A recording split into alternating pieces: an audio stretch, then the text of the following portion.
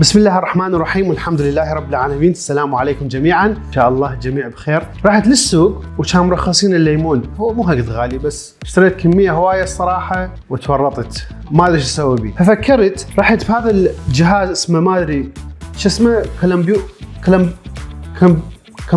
كمبيوتر اي هو هذا الجهاز، ودورت بلفت شيء اسمه انترنت.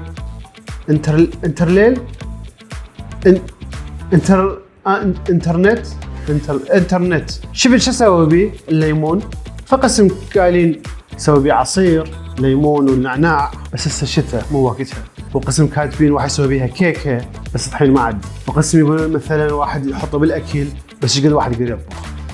ففكرت راح اعصره واحطه بالفريزر. شنو رايكم؟ لانه يبقى دائما وهيك ما راح يخرب. فهسه راح اراوي لكم الطريقه اللي انا اسويها، اللي احطه بالفريزر حتى يبقى مده طويله. يلا خلينا نبدي. اول شيء طبعا تغسلون الليمون وراح اقطعه بالنص، اسهل شيء. ايش قد طيبه ريحه الليمون.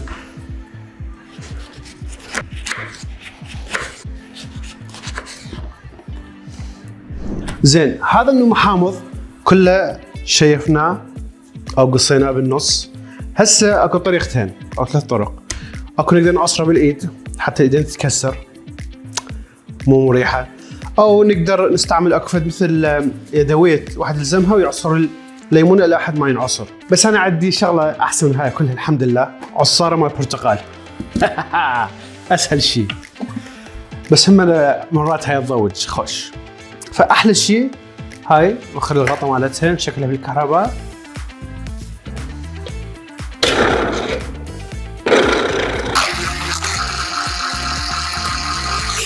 هاي لو بالايد عشان ايدينا رايحه هسه. وهذا كله سنعصره. وطبعا الحلو بيها شبكه هنا اللي لا اكو مثلا نوى او فد شيء كله يروح بالشبكه، وبس العصير ينزل.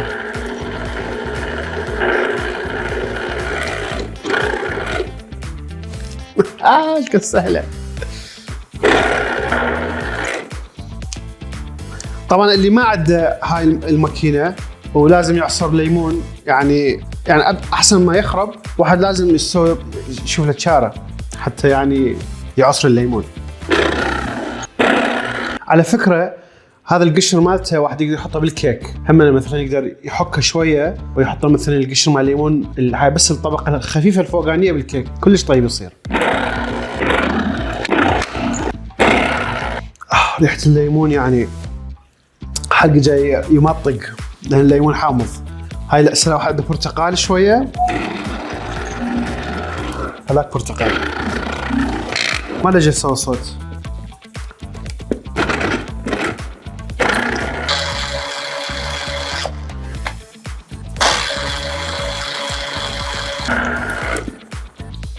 اصلا توخره كله، يعني تعصر عصر ولا انقطع الكهرباء. احلى شيء هاي اخر وحده.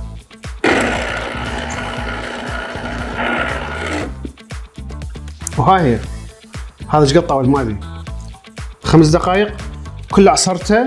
وهاي الشبكه بيها كل النوى وهذا البولب مالته، والباقي هذا كله العصير الليمون. هسه انا شو حسوي؟ اكو عندي حلين، شوي بس اوخره حتى شكو ما يفوت، يعني يدخل ويا العصير. ها هي هذا اقدر اوخر، بس اكو ما ادري مليون نوايه شو يطلعهن. بس هو هذا المال الليمون هم يصير طيب هذا ويا الاكل. شوف لا اقدر اطلع اي شيء من عده، ما اقدر لان كل نوع. هذا مالت الليمون هم انا يعني حق جاي مطق لازم اكل. حامض ممتاز. هسه هذا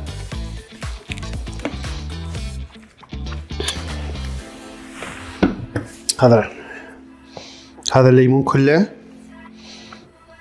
صافي وخالص، الريحه جدا طيبه. هسه هذا نحطه بالفريزر. بس طبعا الطريقه اللي انا اسويها اجيب هاي مال الثلج زين وأعبيهن وحدة وحدة.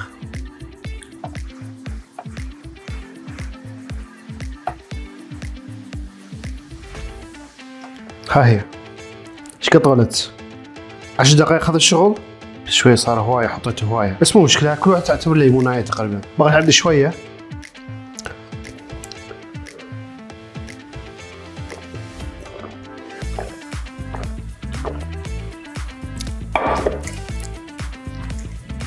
انزرفت المعدة بس طيب هذا سأحطه بالفريزر لحد باكر.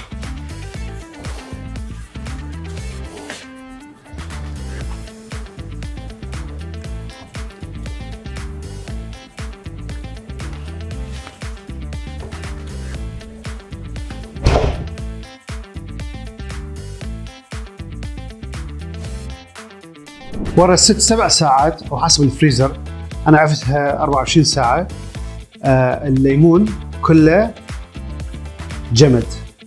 هسه نطلعه ونحطه بكياسة، بس قبل ما احطه راح اكتب سكويزد ليمون. هاي سكويزد او اكتبه بالعربي كيفي، خطي كلش مو حلو. المهم حتى التاريخ اقدر احطه.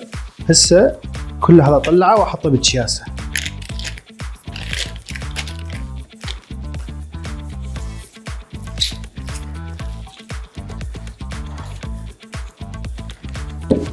شوفوا جدا ممتاز. هاي كل واحد يحطها بالطبخة، سهلة وما بيها دوخة وحاضر.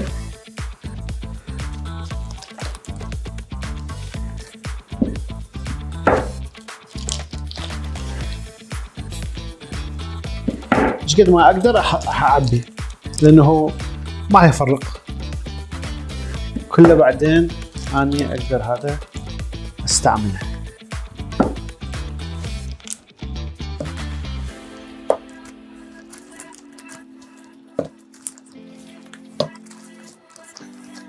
هذا تشيس واحد صار بيهن 9 والباقي احطه بهذا التشيس.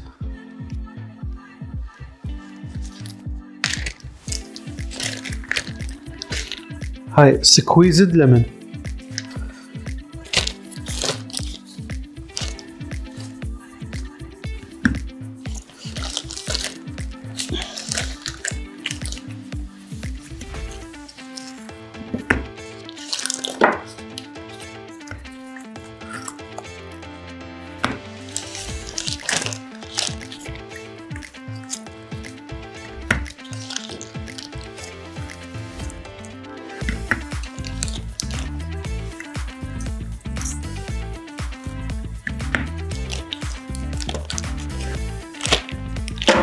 وهاي الطريقة اللي أنا أعصر بيها الليمون وأحطه بالفريزر، وش وقت ما أحتاج أستعمله للطبخات وأي شغلة اللي أسوي بيها.